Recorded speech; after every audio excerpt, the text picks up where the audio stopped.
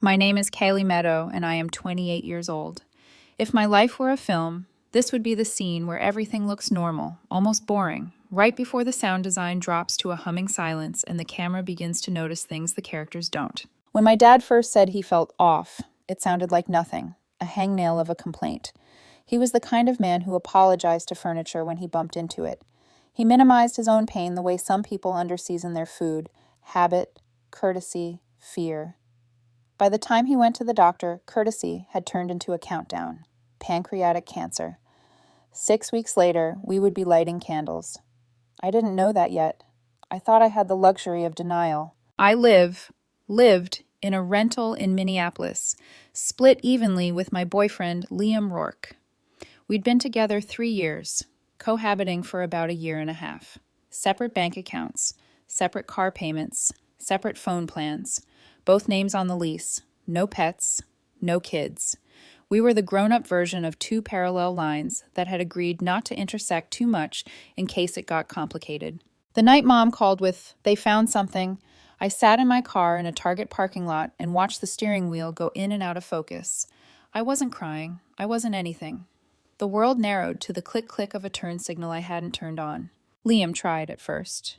He brought pad thai and my favorite ginger beer. He wrapped me up on the couch and played the role of the good boyfriend like he'd read the script twice. When I listed lab numbers and doctor names, he kept eye contact, nodding, mouth a firm, empathetic line. But there's a tempo to crisis. At first, people match your tempo. Then, if it doesn't end quickly enough, they start to look at the clock. 2 weeks in, the text messages change shape. "You're at the hospital again? Couldn't your mom use a break from you hovering? Do you think you could keep Saturday open? I told Nate and the guys we'd do the new brewery crawl." I kept repeating, "It's only 20 minutes to St. Paul," as if logistics were the problem and not human capacity. There's a version of me I used to be, fun Kaylee.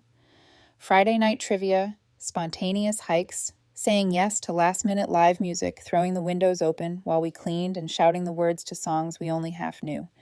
One night, 3 weeks post-diagnosis, he said, soft but edged, "I miss fun Kaylee. Cancer Kaylee is kind of a downer."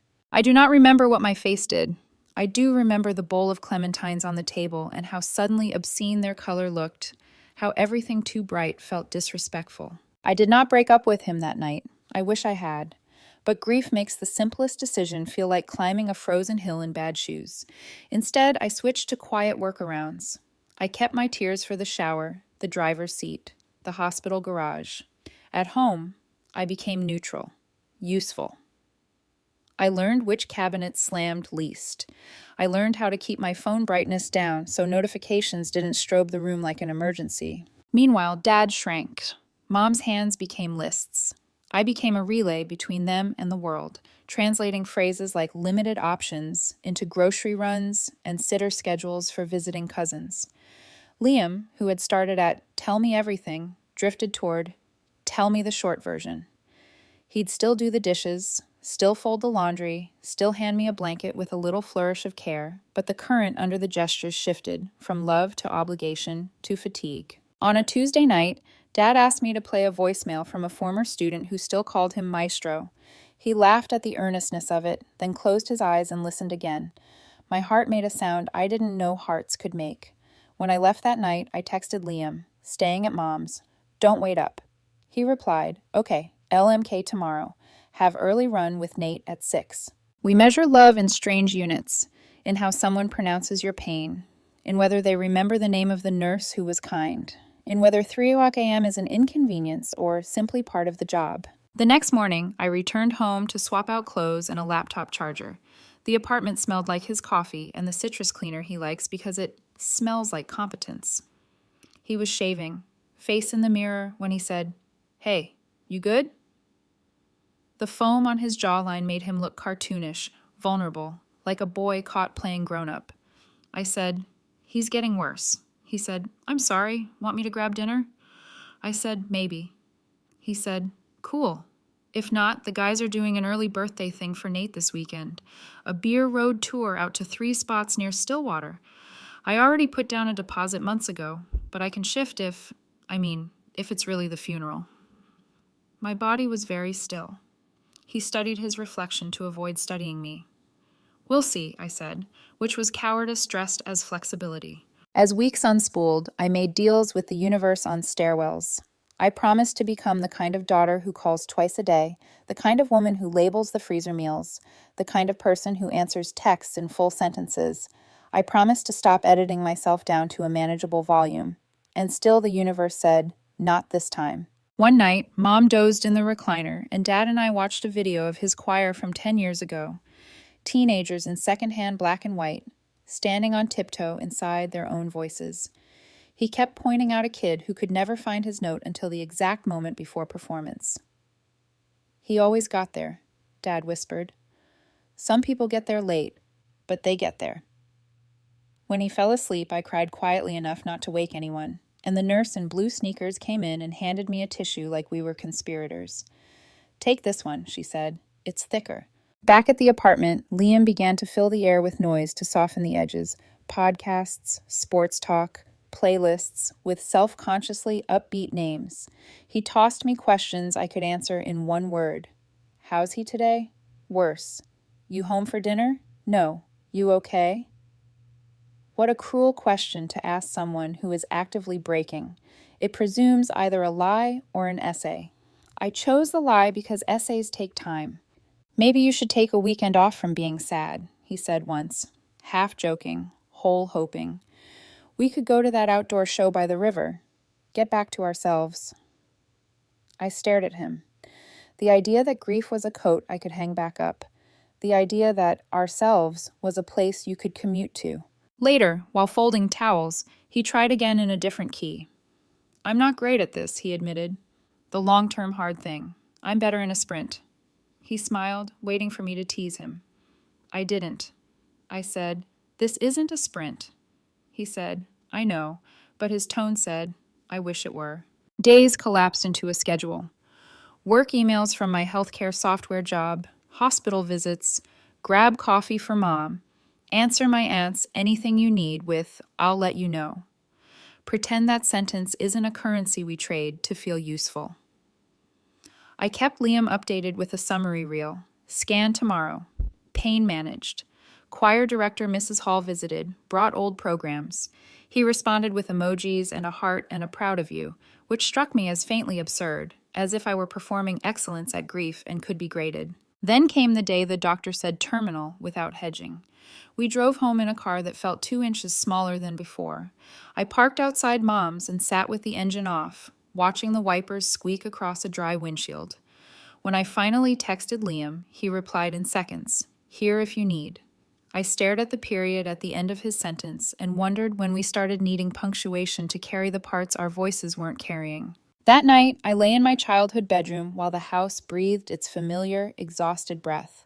I could hear the heater kick in, the neighbor's dog shake its tag, the ghost of my father's footsteps from every other winter. My phone lit up, a photo from Liam, 4 pint glasses staged on a bar top, amber like sunset.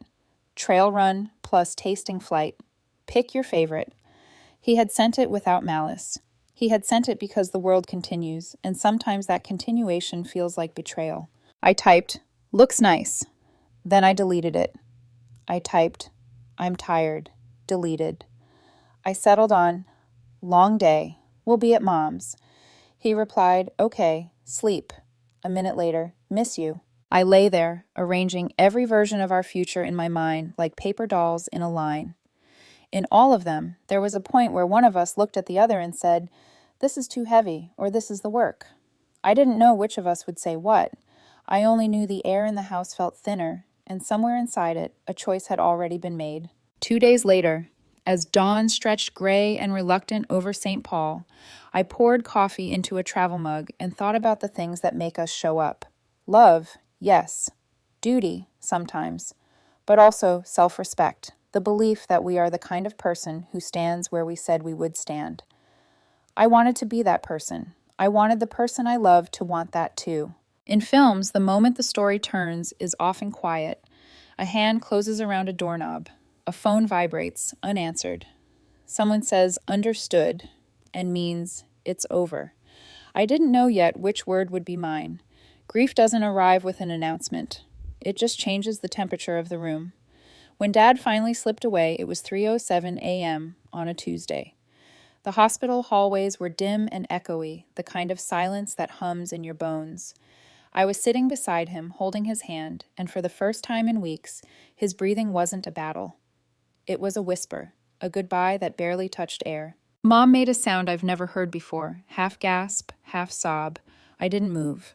I just kept holding his hand because I wasn't ready to accept that warmth could disappear that fast. 6 weeks. That's all it took to dismantle a life. 6 weeks to turn a man who taught high school choir for 23 years into a story people would tell in past tense. When the nurses came in, gentle and practiced, I stepped into the hallway to make the call. Liam answered on the third ring, his voice thick with sleep. Did he finally pass? That word, finally, hung in the air like smoke. I wanted to correct him, to say no. He didn't finally pass. He just stopped existing. But I didn't. Instead, I said, yeah, about 15 minutes ago. Silence. Then a yawn muffled through the receiver. I'm sorry, Kale. I'll text you tomorrow, okay? I've got that early meeting. And just like that, the conversation ended. No, are you okay? No, do you need me? Just tomorrow. I stood in that hallway, phone still pressed to my ear, long after the line went dead. A nurse passing by touched my arm and whispered, "Take your time." I did, but time, from that moment, became a stranger. The funeral was scheduled for Saturday, 4 days away. Dad's choir was performing one last time, old students volunteering to sing his favorite hymn. Mom handled the calls, the arrangements, the church flowers. I stayed close, writing the obituary, drafting thank you messages to relatives who meant well, but kept saying, "He's in a better place." I wanted to scream that the better place was here, with us. On Thursday morning, while I was helping Mom choose a photo for the service program, Liam called. "Hey," he said, his tone too careful, like someone approaching a wild animal. "Hey," I answered, already sensing a shift. "So about Saturday," he started. My fingers tightened around the pen in my hand. "What about it?" He exhaled.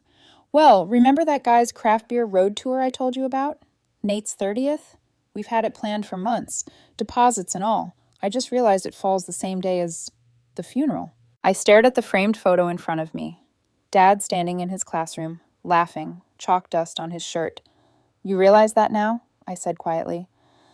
"Yeah, it just hit me when I checked the date," Liam continued, oblivious to how the air between us was already curdling.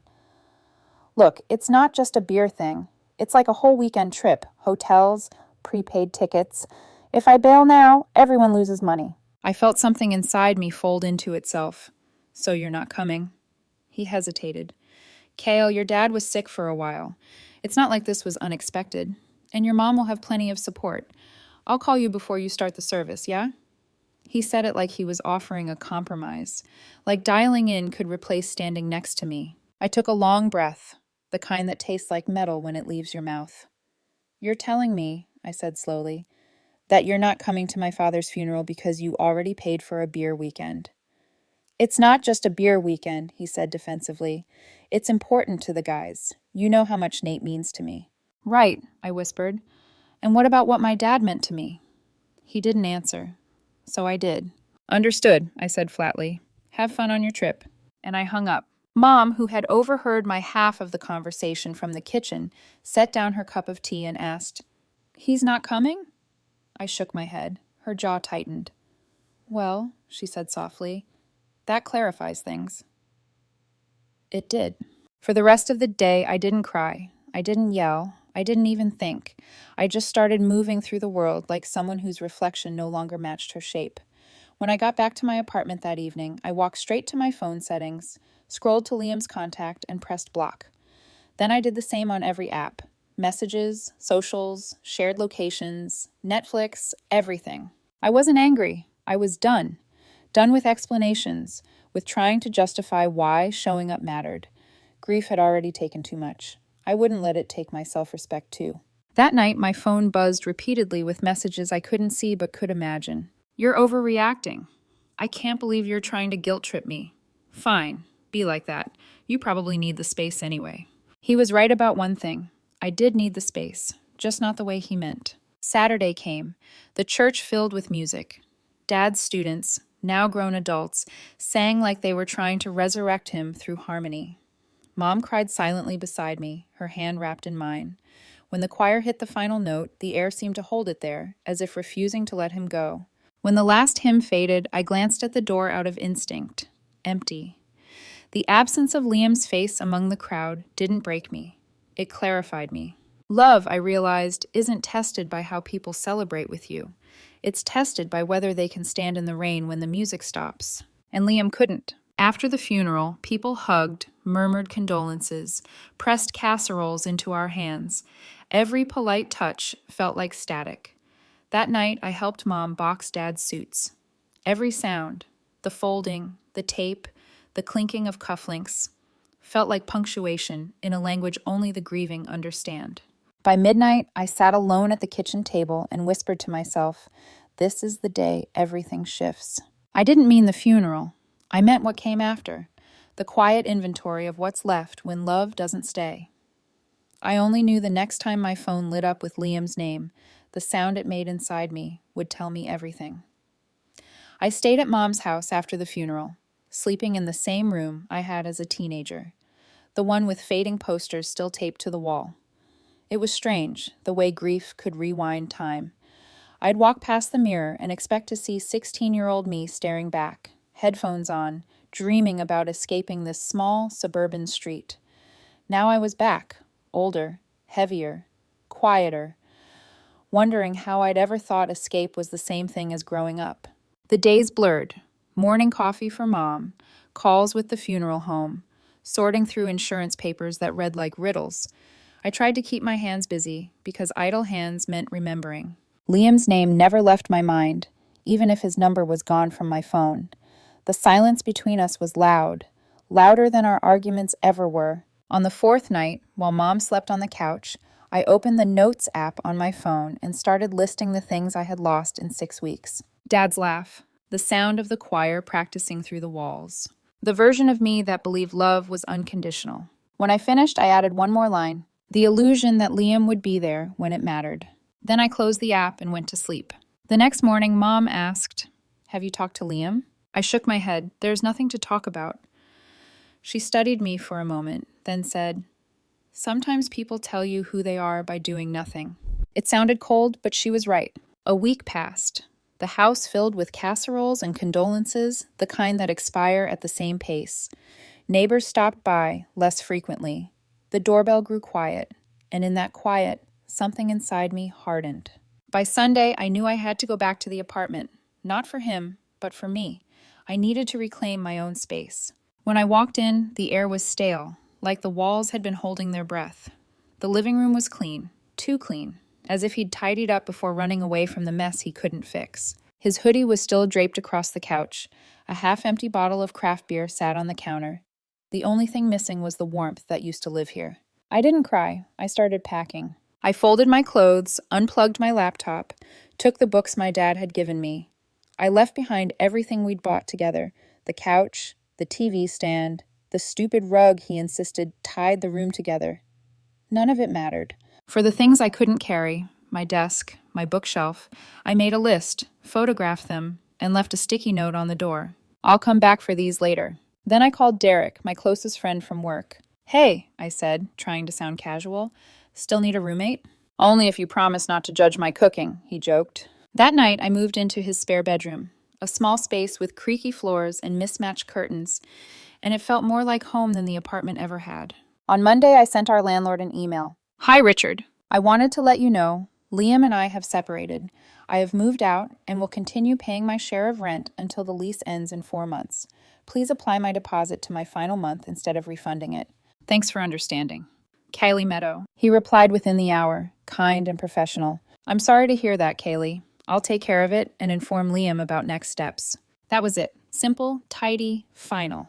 I deleted our shared streaming accounts, changed every password, turned off shared location settings. Not out of spite, out of survival. 18 days passed. No calls, no emails, no texts, no messages through friends. At first, it hurt, like pressing on a bruise just to make sure it's still there. But then it became clarity. His silence wasn't a mystery. It was an answer. He wasn't wondering how I was. He wasn't checking if I'd eaten. He wasn't wrestling with regret. He just moved on with his life. That realization didn't break me. It freed me. On the 19th day, there was a knock at Derek's apartment door. It was early evening, light rain outside, the kind of soft gray that makes the world feel muffled. Derek looked at me from across the room. Expecting anyone? I wasn't. When I opened the door, there stood Liam, drenched, eyes red, clutching his phone like a weapon. "What the hell, Kaylee?" he said, voice shaking. "You moved out? You blocked me? You just ghosted me in the middle of your dad dying? What is wrong with you?" For a second, I just stared at him. The audacity was breathtaking. Then, slowly, I leaned against the doorframe. "I didn't ghost you, Liam. I broke up with you." His jaw dropped. "What? When?" "When you chose beer over a funeral." He blinked like I'd spoken another language. "Oh my God, are you still on that?" "It was Nate's 30th, Kaylee. We planned it for months. You can't seriously be ending a 3-year relationship over one day." I almost laughed. One day? It wasn't one day, Liam. It was the day I buried my father. He tried to speak, but I held up my hand. "And you chose to drink with your friends instead." The silence stretched. Outside, thunder rolled low in the distance. "Look," he said finally, voice softening. "I know I messed up, but you just disappeared. Do you know how scared I was? I thought something might have happened to you." "It took you nearly 3 weeks to check," I said quietly. "I was giving you space," he snapped. I almost smiled. "No, Liam. You were giving yourself space, from accountability." He sighed, frustrated. "You're being dramatic." That was it, the last nail. "Dramatic," I repeated, tasting the word like ash. "You know what's dramatic, Liam? Watching someone die and still finding time to comfort the person who couldn't bother to show up." He looked stunned, but I didn't stop. "You taught me something, though. You taught me that people can love you and still not respect your pain. And that's a kind of betrayal that doesn't heal. It just calcifies." He swallowed hard. "So that's it?" "That's it." I felt calm, empty, but calm, like the quiet after a storm that's already destroyed everything. Liam's eyes went glassy. "You'll regret this. People don't just throw away 3 years like it's nothing." I stepped back into the doorway and said, "You're right. People don't. But sometimes they throw away the wrong person, and that's everything." Then I closed the door. Behind me, Derek stood frozen, a beer in hand. "Damn," he said softly.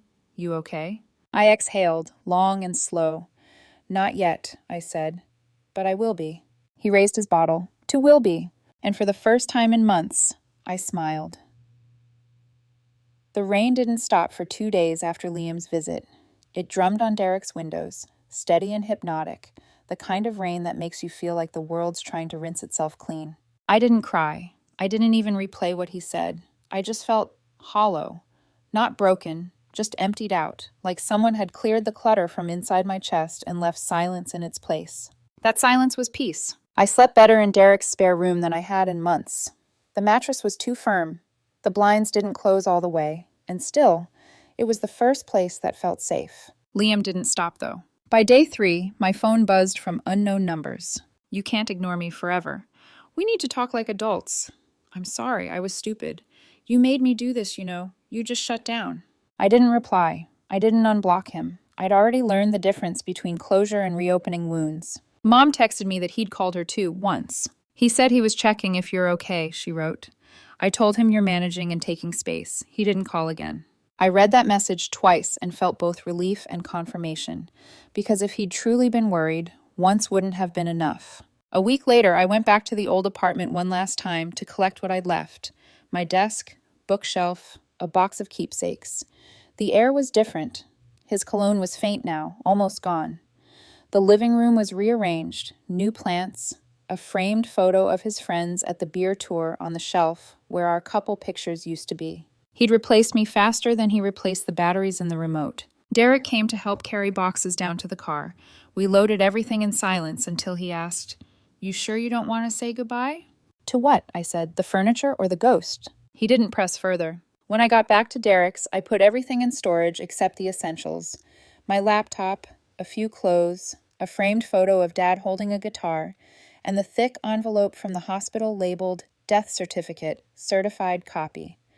I kept it on my nightstand for weeks, not because I needed it, but because it reminded me that endings are real, permanent, and that surviving them doesn't make you heartless, just changed. One night, Derek and I sat on the balcony eating takeout, the city humming below. He asked, "What are you going to do next?" "I don't know," I said. "Maybe therapy, maybe a dog, maybe just keep breathing for a while." He nodded like that was the most reasonable plan in the world. But grief has a rhythm. It doesn't hit all at once. It circles back when you think you've stabilized. 3 days later, I dreamed of Dad. We were sitting in his classroom.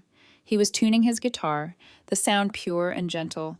Then he looked at me and said, "You're not broken, honey. You're just rearranged." I woke up crying, but it wasn't pain this time. It was gratitude. By the third week in Derek's apartment, the ache began to loosen.